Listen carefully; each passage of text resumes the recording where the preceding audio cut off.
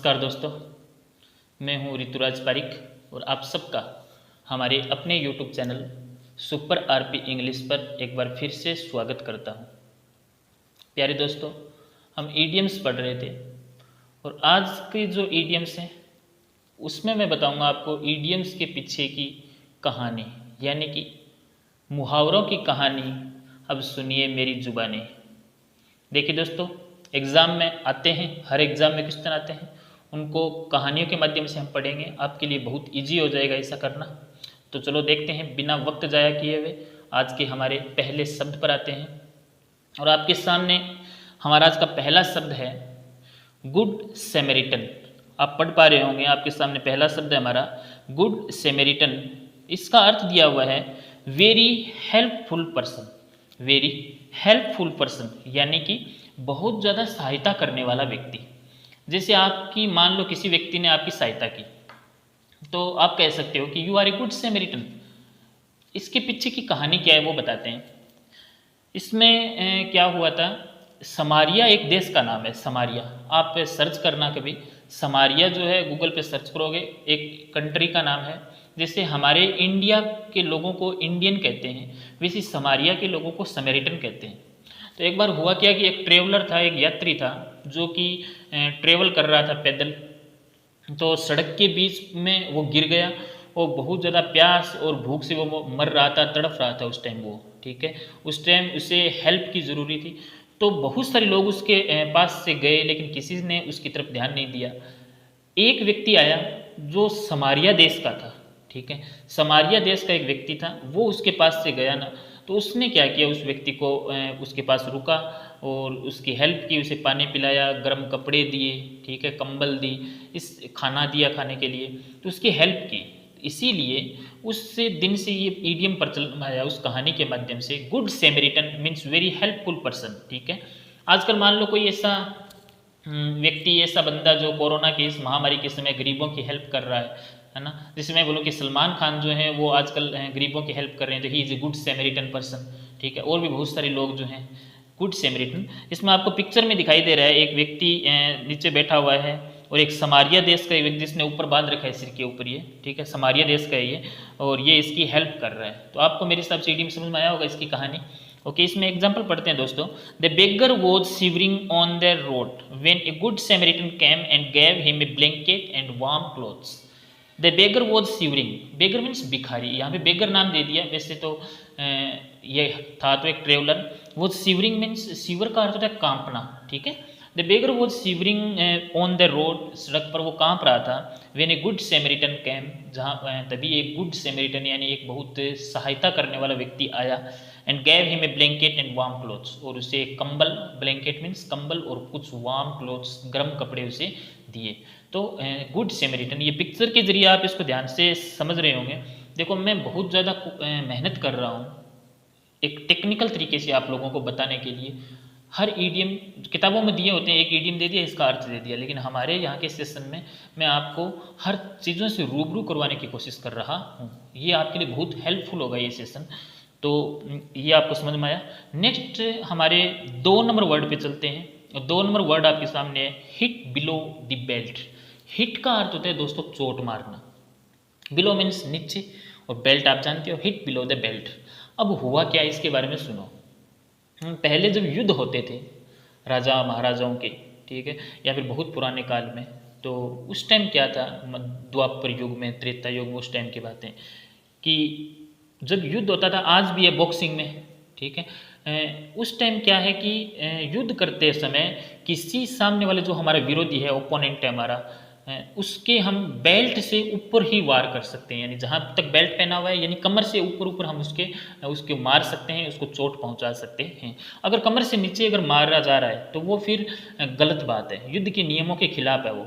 आप महाभारत की कथा में भी आप सुन सकते हो कि भीम ने जब दुर्योधन को मारा था तो वो मर नहीं रहा था, उसकी बहुत सारी चोटें की, बहुत सारी भीम ने उसको मारा, लेकिन वो घायल नहीं हुआ। तब कृष्ण भगवान ने भीम से कहा कि तू इसकी जंघा पे मार, यानी कि कमर से नीचे मार, ठीक है। बाकी शरीर उसका वज्र का था, लेकिन कमर से नीचे का शरीर जो था वो वज्र का नहीं था। तब कृष्ण भगवान ने कहा वहाँ मार उसके। तो भीम ने कहा कि यहाँ पे मारना तो युद्ध के नियमों के खिलाफ है, कैसे मार सकते हैं। ठीक है। तो hit below the belt, hit below the belt का अर्थ क्या हो गया, बेल्ट से नीचे मारना, इसका मतलब किसी के साथ धोखाधड़ी करना, ठीक है, नियमों का उल्लंघन करना। बातें क्लियर हो गई। यहाँ पे आप देख रहे हो ना, एक व्यक्ति बॉक्सिंग खेल रहा है एक पिक्चर में और बेल्ट से नीचे चोट मार रहा है, हालांकि बेल्ट से नीचे चोट मारना अलाउ नहीं है, ठीक है, नियमों के खिलाफ है। तो वहाँ से इडियम निकल के आया, इसका अर्थ है टू स्ट्राइक अनफेयरली। अनफेयरली का अर्थ क्या, देखो फेयरली एक और अनफेयरली। फेयरली मीन्स जो सही होता है, अनफेयरली मीन्स जो सही नहीं होता है, जो गलत होता है। एग्जाम्पल दिया हुआ है, we should always face the enemy boldly and never hit him below the belt. We should always face the enemy, हमें हमारे शत्रु का सामना बोल्डली मीन्स साहसपूर्वक करना चाहिए, ठीक है, and never hit him below the belt, और कभी भी बेल्ट से नीचे उसके चोट नहीं मारनी चाहिए। कहने का मतलब है साहसपूर्वक दुश्मन का सामना करो, धोखाधड़ी किसी के साथ मत करो, ठीक है। तो इससे आपको समझ में आया। कुछ बच्चों की क्वेरी आ रही है सर एग्जाम में क्वेश्चन कैसे आते हैं। देखो एग्जाम में क्वेश्चन आता है, ये आपका दिया होगा हिट बिलो द बेल्ट, ठीक है, ये क्वेश्चन पूछा होगा और आपको उनमें से नीचे 4 ऑप्शन देगा कि इसका अर्थ क्या होता है। 3 ऑप्शन अलग होंगे, एक ऑप्शन होगा टू स्ट्राइक अनफेयरली। अगर आपका पढ़ा हुआ होगा तो आप कर दोगे, अदरवाइज तो नहीं कर पाओगे। ओके, नेक्स्ट हमारे वर्ड नंबर 3 पे चलते हैं दोस्तों। A dog in the manger, a dog in the manger. अब देखो इसके पीछे क्या कहानी है, क्या बताता हूँ आप लोगों को। डॉग मीन्स कुत्ता, और मैंगर का अर्थ क्या होता है, मैंगर वो जगह होती है जहाँ पशुओं को चारा डाला जाता है, जहाँ पे पशुओं को चारा डाला जाता है, ठीक है, उस जगह को मैंगर कहा जाता है। अब क्या कुत्ता चारा खाता है? नहीं खाता, कुत्ता चारा नहीं खाता। चारा कौन खाते हैं? जब जो पशु होते हैं वो खाते हैं। तो फिर उस चारागाह में कुत्ते का क्या क्या काम है? तो डॉग इन द मैंगर का अर्थ हो गया वहाँ पे कुत्ता चला जाता है, और हुआ ये कि जब पशु चारा खाने के लिए आए तो कुत्ता उनके ऊपर भौंकता है, ठीक है, कुत्ता उनके ऊपर भौंकता है, या ना तो खुद खा सकता है और ना उन पशुओं को खाने दे रहा है, ठीक है। 1-2 पशुओं के ऊपर उसने चोटें भी की उसको। तो एक आपको दिख रहा होगा पिक्चर में कि 2 गायें हैं, वो चारा खाने के लिए आ रही हैं, बट जो ये कुत्ता है ना, ये भौंक के उनको वापस भगा रहा है। तो ए डॉग इन द मैंगर का अर्थ हो गया एक ऐसा व्यक्ति जो खुद तो किसी चीज़ को एंजॉय कर नहीं सकता और दूसरों को करने से रोकता है, दूसरों को करने दे नहीं रहा है। बातें क्लियर होगी। मान लो कोई ऐसा व्यक्ति हो, ऐसा बंदा हो आपके साथ वाला भी हो, जो खुद तो पढ़ नहीं सकता और दूसरों को पढ़ने नहीं दे रहा है, ठीक है, दूसरों को बातें लगाए रखता है। तो ये क्या है, he is a dog in the manger. ऐसे व्यक्ति को डॉग इन द मैंगर बोलेंगे। इसकी अर्थ दिया हुआ है, a person who prevents others from enjoying what he himself can not enjoy. यानी कि ए पर्सन एक ऐसा व्यक्ति हु जो प्रिवेंट मीन्स रोकता है, अदर्स मीन्स दूसरों को, फ्रॉम इंजॉइंग मीन्स आनंद लेने से दूसरों को रोकता है, what he himself can not enjoy, जिसका आनंद वो खुद नहीं ले सकता। यानी कि वो खुद नहीं ले सकता जिस चीज़ का आनंद, जिस काम को वो खुद नहीं कर सकता, वो दूसरों को भी नहीं करने दे रहा है, ऐसा व्यक्ति ए डॉग इन द मैंगर कहा जाता है, ठीक है। तो पिक्चर के जरिए आप अच्छे से समझ सकते हो, कहानी बता दी मैंने आप लोगों को। एग्जाम्पल दिया हुआ है, by disrupting parliament session some leaders are following a dog in the manger policy. By disrupting, disrupting का अर्थ क्या होता है? रोकना, डिस्टर्ब करना, बाधित करना। पार्लियामेंट सेशन यानी कि संसद का जो सत्र चलता है, उस सेशन में कुछ नेता लोग ऐसे होते हैं जो मान लो खुद तो कुछ कर नहीं सकते, लेकिन सरकार की जो गतिविधियां जो हैं उनको बाधित करने की कोशिश करते हैं। यानी कि बाय डिसरप्टिंग पार्लियामेंट सेशन को बाधित करके सम लीडर्स आर फॉलोइंग, कुछ लीडर्स किस चीज़ को फॉलो कर रहे हैं? A dog in the manger policy. A dog in the manger policy जो है उस पॉलिसी को, पॉलिसी मीन्स नीति को फॉलो कर रहे हैं। जो मान लो खुद कुछ नहीं कर सकते और दूसरों को करने नहीं दे रहे हैं। बातें क्लियर हो गई। जो खुद तो मान लो काम कर नहीं रहे हैं और जो दूसरे कर रहे हैं ईमानदारी से काम, उनके ऊपर वो आरोप लगा रहे हैं, ऐसे व्यक्ति ए डॉग इन द मैंगर कहलाता है। आपको पॉइंट क्लियर हो गया। नेक्स्ट हमारे 4 नंबर वर्ड की तरफ बढ़ते हैं दोस्तों। Bull in A China shop. Bull का अर्थ क्या होता है? सांड, ठीक है। चाइना शॉप, चाइना शॉप मतलब आप ये मत सोचना कि कोई चाइनीज शॉप है, ये चाइनीज शॉप नहीं है। चाइना शॉप मतलब चीनी मिट्टी जानते हो, चीनी मिट्टी के बर्तन हमारे घरों में होते हैं, कप वगैरह होते हैं ना, चीनी मिट्टी के बने होते हैं। चीनी मिट्टी के कप आते हैं, प्याली भी आती है चीनी मिट्टी की, थाली भी आती है। चीनी मिट्टी के बर्तन जो होते हैं वो नाजुक होते हैं, ज़्यादा कोई मजबूत नहीं होते, अगर गिर गए हमारे हाथों से तो टूट जाते हैं, है ना। फ्रेजाइल बोलते हैं उनको, फ्रेजाइल, नाजुक, ठीक है। तो ऐसी दुकान में, एक ऐसी दुकान में जो चीनी मिट्टी की दुकान है, चाइना शॉप है, चीनी मिट्टी के बर्तनों की दुकान है, अगर उसमें बुल चला गया, सांड चला गया, तो वो क्या करेगा? हर चीज़ को तोड़ फोड़ करेगा वहाँ पे, ठीक है ना। तो इसका जैसे आप पिक्चर में देख रहे हो कि एक बर्तनों की दुकान है, प्लेट वगैरह की, और उस दुकान में एक ये बुल घुस गया, आपको दिखाई दे रहा होगा, और ये हर चीज़ को देखो नीचे पड़ा है, सब कुछ तोड़ रखा है इसने। यानी कि एक ऐसा व्यक्ति जो हानि का कारण बने, जो लॉस का कारण बने, जो डैमेज का कारण बने। बातें क्लियर हो गई। जो किसका कारण बने? डैमेज का। डैमेज मतलब हानि जो होती है उसका कारण बनता है, ऐसा व्यक्ति कहलाता है ए bull in A China shop. A bull in A China shop. Point clear हो गया आप लोगों को? यानी कि one who causes damage, one who causes damage. Damage मतलब हानि का जो कारण बनता है वो, ठीक है। जैसे क्लमजी पर्सन बोलते हैं, केयरलेस पर्सन एक हिसाब से। फॉर एग्जांपल मान लो कि आप, हम सब लोग घर बैठे हैं हमारे, और हमारा एक दोस्त कोई, ठीक है, इस लॉकडाउन के समय में बाहर चला गया और किसी ऐसे व्यक्ति से मिला जो खुद कोरोना पॉजिटिव है, तो हम तो, हमारी तो कोई गलती नहीं है, हम तो सब अपने घरों में बैठे हैं, लेकिन हमारे में से एक व्यक्ति निकल के चला गया है ना, तो उस व्यक्ति को हम बोलेंगे he is a bull in the china shop. बातें क्लियर होगी। तो एग्जाम्पल दिया हुआ है, the demagogue leader proved a bull in the China shop during the movement। A demagogue leader, demagogue जानते हो क्या होता है? डेमेगोग होता है भड़काऊ भाषण देने वाला लीडर, भड़काऊ भाषण देने वाला, ऐसा व्यक्ति जो भड़काता है लोगों को, है ना, गलत बातों पे, है ना, किसी और चीज़ों पे, धर्म के नाम पे, जाति के नाम पे जो भड़काता है ना, उस व्यक्ति को कहते हैं, उस लीडर को, उस वो जो पॉलिटिकल लीडर है हमारा, उसको हम कहते हैं डेमेगोग। ये एक आपके आएगा, वन वर्ड में पूछा जाता है, a leader who Suez the public. स्वे का अर्थ होता है भड़काना, जो पब्लिक को भड़काता है, ऐसा लीडर क्या कहलाता है? डेमेगोग। यानी जो डेमेगोग लीडर था, proved A bull in the china shop, वो क्या साबित हुआ? चाइना शॉप में एक बुल के समान साबित हुआ ड्यूरिंग द मूवमेंट, यानी आंदोलन के दरमियान। जब आंदोलन चल रहा था तो हो सकता है उस लीडर की वजह से खामियाजा भुगतना पड़ा होगा पार्टी को, तो ही is a bull in the china shop. अब मेरी बात को सुन लो थोड़ा सा, ये ईडियम काम क्या आते हैं?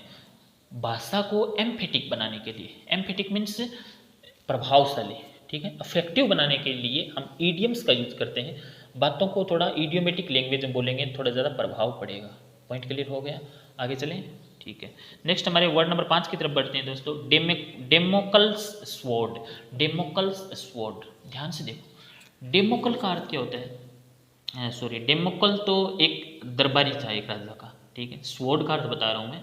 स्वॉर्ड का अर्थ आप सब जानते हो, तलवार, ठीक है। स्वॉर्ड मीन्स तलवार होती है।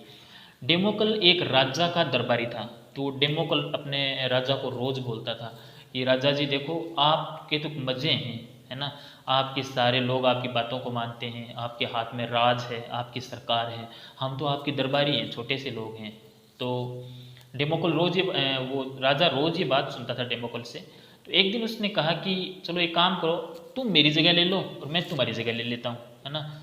जिस तरीके से नायक फिल्म आप लोगों ने देखी होगी, है ना, अमरीश पुरी जी ने कहा था अनिल कपूर से कि अगर तुम इतना ही बोल रहा है तो एक काम कर, एक दिन के लिए सीएम बन जाओ, ठीक है, तुम्हें पता चल जाएगा कि कितने कष्ट झेलने पड़ते हैं बड़ी पोस्ट पे, ठीक है। एक बता, जितना व्यक्ति ज़्यादा जिम्मेदारी जिसके हाथ में जितनी ज़्यादा होती है ना, उसकी लाइफ उतनी ही कष्टपूर्ण होती जाती है धीरे धीरे, क्योंकि जिम्मेदारियां बढ़ने के साथ साथ आपकी स्वतंत्रता खत्म होती जाती है।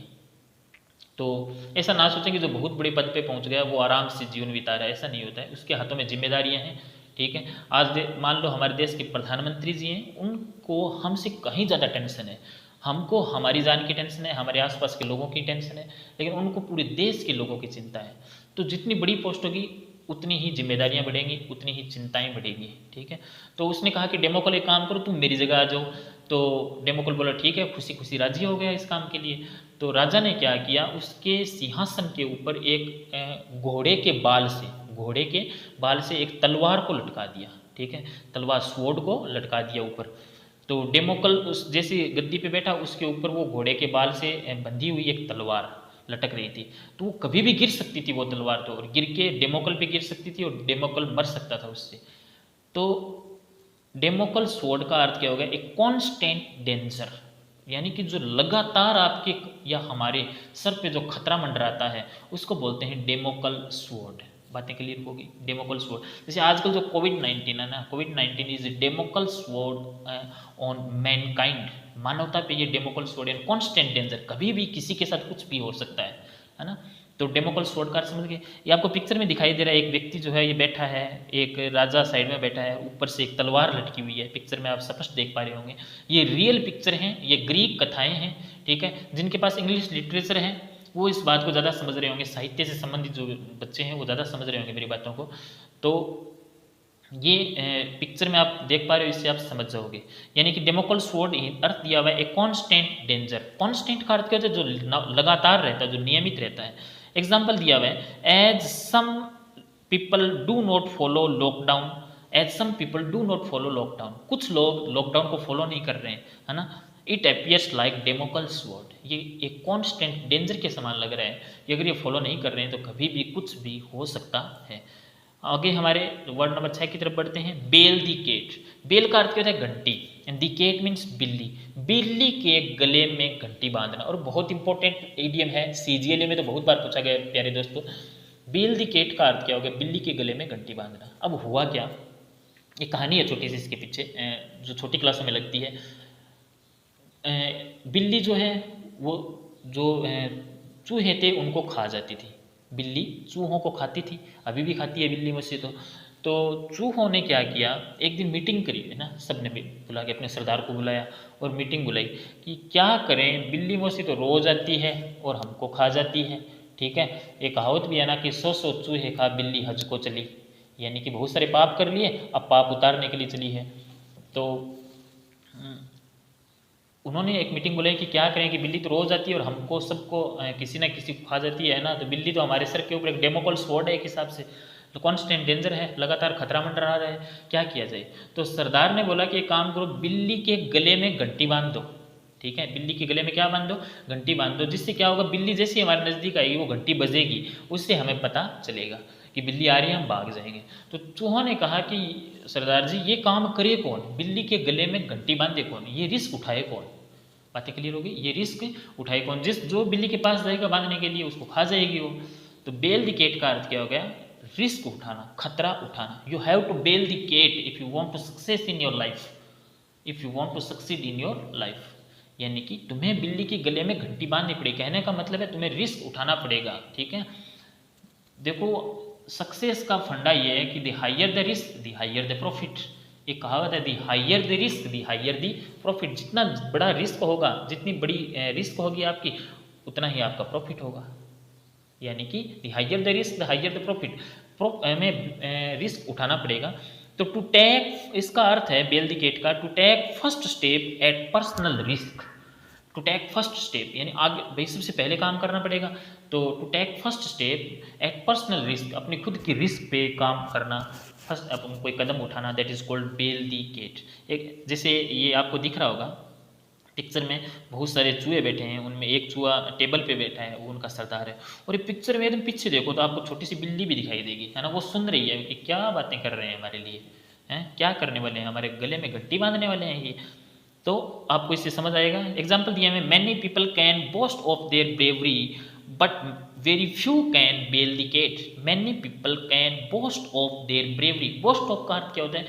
सेकी बगाड़ना, गप मारना, ठीक है, बड़ी बड़ी बातें करना। बहुत सारे लोग जो हैं वो अपनी ब्रेवरी, अपनी बहादुरी की सेकी बगाड़ सकते हैं, बहादुरी की, but very few can bell the cat. लेकिन बिल्ली के गले में घंटी बहुत ही कम बांध सकते हैं। कहने का मतलब हो गया, रिस्क जो है वो बहुत कम उठा सकते हैं। पॉइंट क्लियर हो गया, रिस्क बहुत ही कम उठा सकते हैं। ताकत बहुत कम लोगों के पास होती है रिस्क उठाने की, बाकी ब्रेवरी की, अपनी बहादुरी की प्रशंसा तो सब कर सकते हैं, ठीक है। And who is ready to bell the cat in this situation, in this situation यानी इस स्थिति में बिल्ली के गले में घंटी बांधने के लिए कौन तैयार है। कहने का मतलब है who is ready to take risk in this situation, इस स्थिति में रिस्क लेने के लिए कौन तैयार है। मान लो 100 लोग आज बाहर सड़क पे बैठे हैं, भूख मर रहे हैं, उनको खाना खिलाने जाना है, तो लोग डरते हैं इस बात से, खाना खिलाने जाएंगे, 100 लोग हैं, पता नहीं कहाँ से आए हैं, कोई पॉजिटिव भी मिल सकता है ना। तो वही है बेल दी केट। नेक्स्ट हमारे वर्ड नंबर 7 की तरफ बढ़ते हैं दोस्तों। बर्न ए होल इन वंस पॉकेट। बर्न मीन जला देना, कर देना, ए होल मीन छिद्र, होल जानते हो ना, छिद्र। इन वंस पॉकेट मानी अपनी पॉकेट में। भैया एक बात बताओ, जैसे आपकी पॉकेट है, आपकी जेब की पॉकेट है, शर्ट की पॉकेट है, उसके नीचे से एक होल हो जाएगा तो क्या होगा? शाबाश, बहुत अच्छे बच्चे, क्या होगा? पैसे गिर जाएंगे, पैसे गिर जाएंगे ना। यानी कहने का मतलब है कुछ ऐसे लोग होते हैं जिनके जेब के अंदर क्या होता है, एक होल होता है। इसका होल होने का अर्थ क्या हो गया, ऐसे व्यक्ति जिनके पास पैसे टिकते नहीं हैं, जो बहुत ज़्यादा खर्चीले किस्म के लोग होते हैं। मान लो कोई कहीं पे गए, अपने दोस्त के साथ गए कहीं पे शॉपिंग पे, और खुद को कोई चीज़ पसंद आ गई, हालांकि वो घर पे पड़ी है लेकिन फिर भी नहीं ले आए, है ना। They are spendthrift. Spendthrift means खर्चीले लोग। तो जैसे आपको एक पिक्चर दिखाई दे रही है, एक जेब है, पॉकेट है, इसके जली हुई है, ये बर्न की हुई है, उसके अंदर से पैसे जो हैं, ये डॉलर हैं, ये गिर रहे हैं, ठीक है। तो बर्न ए होल इन वंस पॉकेट, यानी मनी स्पेंट वेरी क्विकली और very spend thrift. Money spent very quickly यानी कि पैसा जो बहुत जल्दी से क्या हो जाए, स्पेंड स्पेंड हो जाए, तो और वेरी स्पेंड थ्रिफ्ट यानी कि खर्चीला। स्पेंड मीन्स खर्च हो जाना, जो बहुत खर्चीला होता है उसके लिए इसका यूज किया जाता है। तो मान लो आप कोई भी ऐसा, मेरा दोस्त मान लो जो बहुत ज़्यादा खर्चा करता है, तो मैं बोलूँगा कि you have a hole in your pocket. You have a hole in your pocket यानी तुम्हारी पॉकेट में एक छिद्र है, होल है। या फिर ऐसे भी बोल सकता हूँ you have burned a hole in your pocket. तो आपको बातें क्लियर हो रही होंगी। नेक्स्ट इसका दिया हुआ है कि after getting job, government job, सरकारी जॉब पाने के बाद में, he has burned a hole in his pocket, उसकी पॉकेट में क्या हो गया, एक होल हो गया। कहने का मतलब है गवर्नमेंट जॉब आने के बाद तनख्वाह आनी शुरू हो जाती है, आपके सपने थोड़े थोड़े पूरे होने लगते हैं, है ना। गवर्नमेंट जॉब किस लिए लगते हैं, जॉब तो चाहे कोई सी हो, है ना, गवर्नमेंट होने की ज़रूरी नहीं है, कोई भी जॉब हो, बट अगर हमारा नॉलेज है हमारे पास तो हम हर जगह सक्सेस हैं। अगर नॉलेज नहीं है तो सक्सेसफुल कहीं पे भी नहीं है। फिर तो गवर्नमेंट जॉब लगने के बाद उसकी पॉकेट में छेद हो गया, कहने का मतलब है उसने बहुत ज़्यादा पैसा खर्च करना चालू कर दिया है। नेक्स्ट हमारे वर्ड नंबर 8 की तरफ बढ़ते हैं दोस्तों। Between the devil and the deep sea. Between means के बीच, द डेविल, डेविल का अर्थ जानते हो राक्षस, एंड डीप सी यानी बहुत ही गहरा समुद्र, उसके बीच में फंस जाना। यानी कहने का मतलब आप ऐसी स्थिति में फंस जाना कि एक तरफ तो राक्षस खड़ा है आपको मारने के लिए, एक तरफ गहरी खाई है।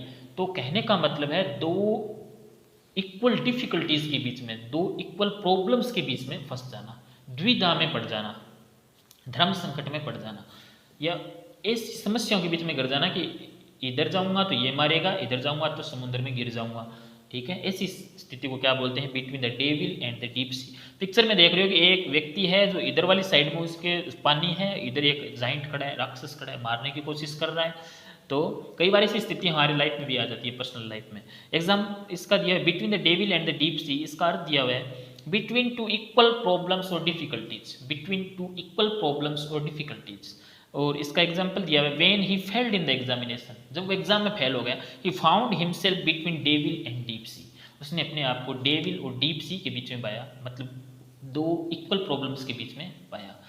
ऐसा व्यक्ति जो फेल हो गया हो, आप में से एग्जाम्पल लेते हैं, मान लो कोई ऐसा जिसने 2 साल तक तैयारी की, तो और उसका जॉब लगने का बड़ा मन है, लेकिन अनफॉर्चुनेटली दुर्भाग्य से क्या हुआ, जब रिजल्ट आया तो उसका सिलेक्शन नहीं हो पाया, फॉर एग्जाम्पल, ठीक है। ऐसा ना हो, सबके सब जॉब लगे, लेकिन ऐसा मान लो कि उसका सिलेक्शन नहीं हो पाया, तो फिर क्या हुआ, घर वाले तो बोल रहे हैं कि पढ़ाई छोड़ दे, ठीक है, और खुद चाह रहा है कि मैं जॉब लगूँ। ऐसी स्थिति जो है वो डेविल एंड डीप सी की होती है। नेक्स्ट हमारे वर्ड नंबर 9 की तरफ बढ़ते हैं। Beat about the push.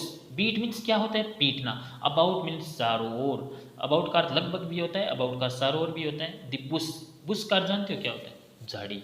अब हुआ क्या, इसके पीछे भी एक छोटी सी कहानी है, सुनाता हूँ आप लोगों को, ध्यान से सुनो। कुछ शिकारी थे और वो क्या करते थे, पक्षियों को पकड़ते थे, और पक्षी क्या करते थे, एक झाड़ी के अंदर छुप के बैठ जाते थे। तो उन पक्षियों को बाहर निकालने जाते वो, तो उस झाड़ी के अंदर एक मधुमक्खियों का छाता भी था। तो अगर वो शिकारी डायरेक्ट उस झाड़ी को पीटते तो पक्षियों के साथ साथ मधुमक्खियाँ भी बाहर आती, और मधुमक्खियाँ बाहर आती उनको काट लेती। इस स्थिति से बचने के लिए उन्होंने क्या किया, उस झाड़ी को पीटने की बजाय उसके चारों तरफ ऐसे लाठी मारना या उसके चारों तरफ ढोल वगैरह बजाना, पीटना शुरू किया। जिससे क्या हो, मधुमक्खियाँ बाहर नहीं निकलें, उस आवाज़ को सुनकर पक्षी जो थे वो बाहर निकल जाएं। कहने का मतलब है डायरेक्ट पॉइंट पे नहीं आना, घुमा फिराकर बातों को करना, घुमा फिराकर पॉइंट पे आना। कुछ व्यक्तियों की आदत होती है, कुछ लोगों की आदत होती है कि डायरेक्ट बात नहीं बताते हैं हमें, है ना, बातों को घुमाते हैं। उससे कुछ के लिए इस वर्ड का यूज़ किया जाता है, आप समझ रहे होंगे, है ना। मैं आपको फिर समझाऊंगा इसका। जैसे एक पिक्चर में देख रहे हो आप लोग, एक झाड़ी है, उसके चारों तरफ एक व्यक्ति जो है वो कुछ बजा रहा है, आवाज़ कर रहा है। तो इसका एग्जाम्पल इस दोबारा पढ़ते हैं, बीट अबाउट द बुश इसका अर्थ है to talk in a round about manner. Round about manner means घुमा फिरा कर, राउंड अबाउट यानी घुमा फिरा कर बातें करना, ठीक है। जैसे आपका कोई दोस्त हो जो आपको इस तरीके से तंग कर रहा है ना, कि मान लो कोई ऐसा बोले कि आज तो मुझे एक बात पता चली है तेरे बारे में, तो हम बोलेंगे बताओ भाई क्या बात पता चली है, तो नहीं नहीं ऐसे ही था, कुछ था, बताया था किसी ने, मैंने तो सोचा ही नहीं था कि ऐसे हो, हैं। तो आपको फिर क्या होने, धीरे धीरे अंदर से चिंता होने लगती है, पता नहीं क्या कौन सी बात पता चल गई है ना, अपने सारे किए हुए जो गुनाह हैं वो याद आ जाते हैं हमारे 1 मिनट में कि क्या हुआ होगा, कौन सी बात पता चली ऐसे। तो अगर वो डायरेक्ट बातें नहीं बता रहे तो हम बोलेंगे कि you are beating about the bush, you are beating about the bush means you are talking in a round about manner. बातें क्लियर हो रही हैं दोस्तों। एग्जाम्पल दिया हुआ है, we should always come to the point directly, हमें direct point पे आना चाहिए, and should not beat about the bush, और बीट अबाउट द बुश यानी झाड़ी के चारों तरफ पीटने की बजाय उसके ऊपर झाड़ी को ही पीटना चाहिए, यानी कि राउंड अबाउट मैनर में हमें बातें नहीं करनी चाहिए। वर्ड नंबर 10 की तरफ बढ़ते हैं दोस्तों हमारे, फीदर इन वंस कैप। फीदर का अर्थ होता है दोस्तों पंख, इन वंस कैप मतलब अपनी टोपी में पंख होना, कैप का अर्थ क्या होता है टोपी। तो इसका अर्थ है मैं आपको समझाऊं, पुराने ज़माने में क्या होता था, आजकल की बात करते हैं। पहले कोई ऐसा व्यक्ति जो डिफेंस में है, यानी कि navy, air force, army, BSF, CRPF, CISF, अलग अलग इंस्पेक्टर की या किसी भी पोस्ट पे है, तो उसकी बहादुरी के लिए उसको क्या मिलता है, मेडल मिलता है। सैनिक बहादुरी के लिए क्या मिलता है, उसको मेडल मिलता है। मेडल अपने यहाँ कंधे चेस्ट पे लगाता है, उससे पहचान होती है कि इस व्यक्ति ने कितने बहादुरी के काम किए। पुराने ज़माने में क्या होता था, मेडल नहीं होते थे, तो जो राजा महाराजा होते थे उनकी केप यानी जो मुकुट होता था, टोपी केप, उसमें किसी के साथ युद्ध करता वो और अगर जीतता तो उसकी टोपी में एक पंख लगा दिया जाता था, एक नया पंख, वो उसकी एक नई उपलब्धि मानी जाती थी। मान लो किसी व्यक्ति के केप में 10 पंख हैं, तो इसका मतलब समझा जाता था कि इसकी 10 उपलब्धियां हैं, 10 बार इसने युद्ध जीता होगा या 10 बार कोई बहादुरी के काम किए होंगे। तो जब जब भी नया पंख लगता है इसका मतलब एक नई उपलब्धि उसे हासिल होती तभी लगता। तो फीदर इन वंस कैप का अर्थ क्या हो गया, एडिशनल सक्सेस। फीदर इन वंस कैप एडिशनल सक्सेस यानी एक अतिरिक्त एक सफलता और मिल जाना। पॉइंट क्लियर हो रहा है, अतिरिक्त सफलता मिल जाना। जैसे मान लो आप लोगों ने तैयारी की, आप एक जॉब लग गए, आरएएस लग गए आप, हाँ आरएएस की तैयारी की, आरएएस लगे, फिर आपने आईएएस की तैयारी की, फिर आप आईएएस भी लग गए फॉर एग्जांपल, है ना। तो सुकून वाला एग्जांपल है ये तो दे रहा हूँ, आईएएस भी लग गए, तो ये जो सेकंड जो आपकी सक्सेस है ना, that is a new feather in your cap, है ना, means that is an additional success, एक अतिरिक्त सफलता है। तो एग्जाम्पल देखें इसका, बिसाइड्स गुड मार्क्स, अच्छे मार्क्स के अतिरिक्त, डिसाइड का अर्थ क्या है, के अतिरिक्त, अच्छे मार्क्स के अलावा her first rank in Churu district is a new feather in her cap. Her first rank in Churu district, संपूर्ण चूरू डिस्ट्रिक्ट में, वो चूरू डिस्ट्रिक्ट के अंदर उसकी फर्स्ट रैंक जो थी, ए new feather in her cap, उसकी एक अतिरिक्त सक्सेस और थी। मार्क्स तो अच्छे आए हैं लेकिन रैंक भी आ गई, इसका मतलब ए new feather in her cap. आपको एक पिक्चर में दिख रहा होगा एक नया एक कैप में फीदर लगाया हुआ। पॉइंट क्लियर हो गया। आगे बढ़ते हैं हमारे वर्ड नंबर 11 की तरफ, फेबियन पॉलिसी। देखो दोस्तों, फेबियन एक रोम की सेना का एक सेनापति था, और उसने क्या किया, अपने दुश्मन के साथ जब वो युद्ध लड़ने के लिए गया तो वो उसके किले को जीत नहीं पाया, उसके किले में प्रवेश नहीं कर पाया। तो उसने क्या किया कि वो उसके बाहर, उस गढ़ के बाहर उसने अपना डेरा लगा लिया, और जितनी भी मान लो राशन उसके किले में जाता था सैनिकों के लिए, पानी की व्यवस्था थी, उन सब चीज़ों को उसने धीरे धीरे करना बंद करना शुरू कर दिया। जैसे आपने पद्मावत फिल्म में भी देखा होगा, है ना, कि बाहर डेरा लगा के बैठ गया अलाउद्दीन, और अंदर जितनी भी जो राशन जा रहा था और जा रहा था, उन सब चीज़ों को उसने धीरे धीरे लाइन को बंद करना शुरू कर दिया था। तो यही बात है कि डायरेक्ट अटैक करने की बजाय धीरे धीरे सफलता की तरफ बढ़ना, यानी कि अपने निर्णय में क्या करना, थोड़ी सी देरी करना। बातें क्लियर हो रही हैं, यानी बहुत सा टाइम लगा और अंत में उसको सफलता मिली। इसका अर्थ है फेबियन पॉलिसी, इसी से नाम बना फेबियन से नाम बना फेबियन पॉलिसी, यानी फेबियन की नीति। कहने का मतलब है चीज़ें करना लेकिन बहुत ही धीरे धीरे करना, डिले करना बातों में। पॉइंट क्लियर हो गया। तो फेबियन पॉलिसी यानी policy of delaying decisions deliberately, यानी निर्णय लेने की जो क्षमता है या निर्णय जो है वो देरी से लेना, ठीक है, डायरेक्ट ऐसा नहीं है कि डायरेक्ट युद्ध कर लिया, उसने क्या किया, धीरे धीरे चीज़ों को बंद करना शुरू किया और फिर अटैक किया, यानी कि डिसीजन में क्या किया, थोड़ा सा डिले किया उसने। तो फेबियन पॉलिसी मीन्स एक बहुत इंपॉर्टेंट है, फेबियन पॉलिसी आया हुआ वर्ड है, policy of delaying decisions deliberately, policy of delaying decisions deliberately, जानबूझकर डिसीजन को क्या करना, डेलिबरेट डिले करना। ये आपको पिक्चर दिख रही है, ये फेबियन की ही पिक्चर है, ठीक है। तो एग्जाम्पल है, politicians generally follow the Fabian policy in order to keep everyone satisfied. आजकल आप देख रहे होंगे, आजकल क्या हम देखते ही आ रहे हैं, गवर्नमेंट क्या करती है, बहुत ही धीरे धीरे निर्णय लेती है, बहुत धीरे काम करती है। मान लो कोई भी एग्ज़ाम दे रहे हैं, हम जैसे एग्ज़ाम की तैयारी कर रहे हैं हम लोग, तो एग्ज़ाम लग गया, फिर उसका रिजल्ट नहीं आता है, पहले तो फॉर्म भरवा दिए, एग्ज़ाम नहीं होता है, अगर एग्ज़ाम हो गया तो फिर रिजल्ट नहीं आता है, रिजल्ट आ गया तो ज्वाइनिंग नहीं होती है। यानी फेबियन पॉलिसी है गवर्नमेंट की, ठीक है, लोगों को खुश रखने के लिए। बहुत सारे, ऐसा थोड़ी है कि 10,000 कैंडिडेट हैं, वही थोड़ी है देश में, और भी बहुत सारे लोग हैं। तो फेबियन पॉलिसी इसे कहते हैं, डिसीजन को डिले करना। ओके, वर्ड नंबर 12 की तरफ बढ़ते हैं दोस्तों, ट्रोजन हॉर्स। ट्रोजन हॉर्स का ये क्या है, ये भी एक युद्ध की बात है। ट्रोय की जो सेना थी, ट्रोय एक देश का नाम है, उसकी सेना ने क्या किया, वो भी सामने वाले दुश्मन के गढ़ में, उसके किले में घुसना चाहती थी, लेकिन घुस नहीं पा रही थी। वही बात है, हमारे इंडिया में भी, हमारे राजस्थान में, अभी आपको मैंने एग्जांपल दिया पद्मावत फिल्म में, अलाउद्दीन जो है वो चित्तौड़ के किले में घुस नहीं पा रहा था, क्योंकि चित्तौड़ के किले की जो दीवारें थी वो बहुत ज़्यादा मजबूत थी, ठीक है। तो हुआ यही, वो घुसना चाह रहे थे लेकिन घुस नहीं पा रहे थे। तो उन्होंने बहुत सारा दिमाग लगाया कि क्या किया जाए, युद्ध करें, इसको हराएं, लेकिन कैसे पहुँचे यहाँ तक। तो उन्होंने क्या किया, एक बड़ा सारा एक इसका लकड़ी का घोड़ा बनाया, लकड़ी का घोड़ा बनाया, और उस लकड़ी के, बहुत सुंदर बनाया उसको, और उस लकड़ी के घोड़े के अंदर, है ना, 10-15 सैनिक बैठ गए, ठीक है। ऐसे 4-5 उन्होंने घोड़े बनाए। तो वो जो घोड़े जो थे, उनको उस दुश्मन की सेना ने देखा और उनको बहुत ज़्यादा पसंद आए, वो उनको ले आए, उठा के अपने महल में ले आए, ठीक है। ये ऐसे दंत कथा है, महल में ले आए तो उन्होंने, जो अंदर सैनिक बैठे थे, उन्होंने फिर उसको तोड़ा, घोड़े को लकड़ी का उठाई और बाहर निकल गए, और वहाँ पे युद्ध किया और उस किले को अपने कब्जे में कर लिया। ये ऐसा इम्पॉसिबल सा लगता है, एक दंत कथा है केवल, ठीक है। तो ऐसे उस घोड़े को बोलते हैं ट्रोजन हॉर्स, क्योंकि वो ट्रोय का था, इसलिए ट्रोजन हॉर्स बोलते हैं। ट्रोजन हॉर्स नाम आती है आपके, आप समझोगे वुडन हॉर्स, यानी कि लकड़ी का घोड़ा। अब ये सामने वाले दुश्मन की सेना के लिए तो एक हिसाब से ये क्या था, गिफ्ट था एक हिसाब से ये घोड़ा, लेकिन गिफ्ट तो था, लेकिन इससे साथ में क्या आ गई, इसके लिए बुराइयाँ आ गई इसमें, हैं, संकट आ गया उनकी सेना पे। तो एग्जाम्पल दिया हुआ है, कोष्टक में लिखा हुआ है, एंड कोष्टक में दिया, to do something secretly with evil intention. To do something secretly, secretly मतलब गुप्त रूप से कोई काम करना, विद एविल इंटेंशन, एविल क्या होता है, बुरा, इंटेंशन मतलब इरादा, बुरे इरादों के साथ कोई गुप्त तरीके से कोई काम करना, that is called Trojan horse. ऐसे व्यक्ति को कहते हैं ट्रोजन हॉर्स, ठीक है। ऐसा मान लो आपका कोई साथी है और आपके साथ रह रहा है, लेकिन आपकी ही टांग काट रहा है, वो आपकी ही बातें दूसरों को जाके बता रहा है, आपके लिए वो घर का बेदी लंका डाय, है ना।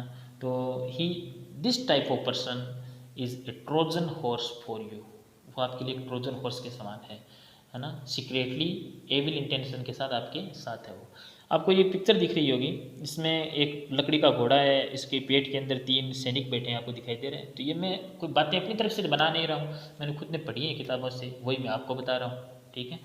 और एग्जाम्पल इसका, आई बिलीव्ड हर ए लॉट, मैं उस पर बहुत ज़्यादा विश्वास किया करता था एक समय पे, I believed her a lot, but she proved a Trojan horse for me, परंतु वो मेरे लिए क्या सिद्ध हुई, एक ट्रोजन हॉर्स के समान सिद्ध हुई, ठीक है। जो मैंने सोचा कि मेरे साथ है, बहुत अच्छा लगा, लेकिन अंत में वो ट्रोजन हॉर्स सिद्ध हुई। मतलब to do something secretly with evil intention. I hope आपको ये वर्ड समझ में आया होगा। ट्रोजन एक लकड़ी का घोड़ा। एंड 13 नंबर वर्ड है बर्री द हेचेट। बर्री का अर्थ क्या है, दफना देना, बर्री का अर्थ, ठीक है। और हेचेट का अर्थ क्या है, कुल्हाड़ी, ठीक है, यानी कि जमीन में कुल्हाड़ी को दबा देना। भाई कुल्हाड़ी क्या होती है, एक हिसाब से एक हथियार ही होता है। दो व्यक्ति लड़ रहे हैं, दोनों के पास कुल्हाड़ी हैं, दोनों आपस में लड़ रहे हैं, और उन दोनों ने फिर एक दिन निर्णय लिया कि हम लड़ेंगे नहीं, हम दोस्त बनेंगे वापस से। तो उस कुल्हाड़ी को उन्होंने क्या किया, उस जाके उन्होंने ज़मीन में दबा दिया, ताकि ये दोबारा हमारे हाथों में ना आ पाए। कहने का मतलब है कि कि टू मेक पीस, शांति धारण कर लेना, शांति बनाना, ठीक है। जैसे मैं बोलूँ कि both India and Pakistan, Bharat और पाकिस्तान जो है उन हमारे देश एक मूड पॉइंट है, हमारा मूड पॉइंट मीन्स विवादित एक मुद्दा कश्मीर का, ठीक है। अभी POK है ना, पाक अधिकृत कश्मीर जिसको बोलते हैं, तो उस मुद्दे पे आज भी हमारी बहस लड़ाइयाँ चल रही हैं। तो मैं ऐसे बोलना चाहूँ कि we both India and Pakistan should bury the hatchet now. Bury the hatchet में जो कुल्हाड़ियाँ हैं, जो हथियार हैं, उनको दफना देना चाहिए, है ना। मतलब लड़ाई नहीं करनी चाहिए, लड़ाई से किसी को भला नहीं होता है ना। लोग धड़ाधड़ उधर मरते हैं, लोग इधर मरते हैं, तो ये तो भला नहीं है कहीं ना कहीं। तो bury the hatchet and to make peace, आपको पिक्चर में दिख रहा होगा एक व्यक्ति जो है वो कुल्हाड़ी को ज़मीन में दबा रहा है। India and Pakistan should bury the hatchet and work for the welfare of Mankind.